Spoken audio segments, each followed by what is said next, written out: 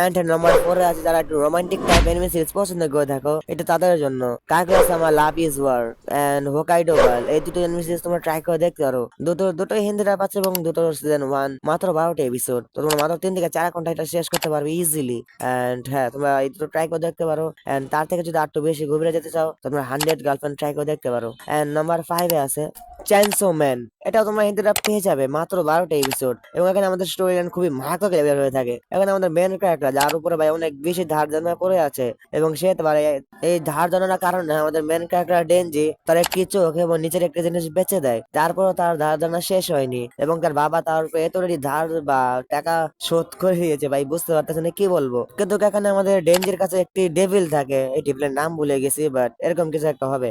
এবং ডেনজি সেই ডেভিলকে বলে আমি যদি কখন মরে যাই তো এই বডি শুধুমাত্র তোমার। আর আমরা এই বিষয়টা শেষে দেখতে পারি যে কয়েকটা জম্বি মিলে আমাদের নায়ককে টুকরো টুকরো করে কেটে ফেলে, এবং তারপরে সেই ডেভিলটি আমাদের নায়কের সাথে মার্চ হয়ে যায় এবং সে নিজে একটি ডেভিল হয়ে যায়। এবং তখনই তার সাথে দেখা হয় মাকিমা। এন্ড তারপরে কি হবে এটা তোমরা নিজেরা এমনিতে দেখতে হবে, কারণ অনেক বেশি স্পয়লার দিয়ে ফেলেছি, এবং এটা মাত্র 12টা এপিসোড, এটা হিন্দি ডাব তো আছে, তো ট্রাই নাও। তো যাই হোক, এই ছিল আমাদের এই লিস্ট, যে লিস্ট গুলো তোমরা মাত্র 3 থেকে 4 ঘন্টাতে এই এনিমে সিরিজ গুলো শেষ করতে পারবে। এখন তোমাদের আমি আরেকটা এনিমে সিরিজ বলি, মাত্র 1 রাতে শেষ করতে পারবে, ওটা হলো ওয়ান পিস।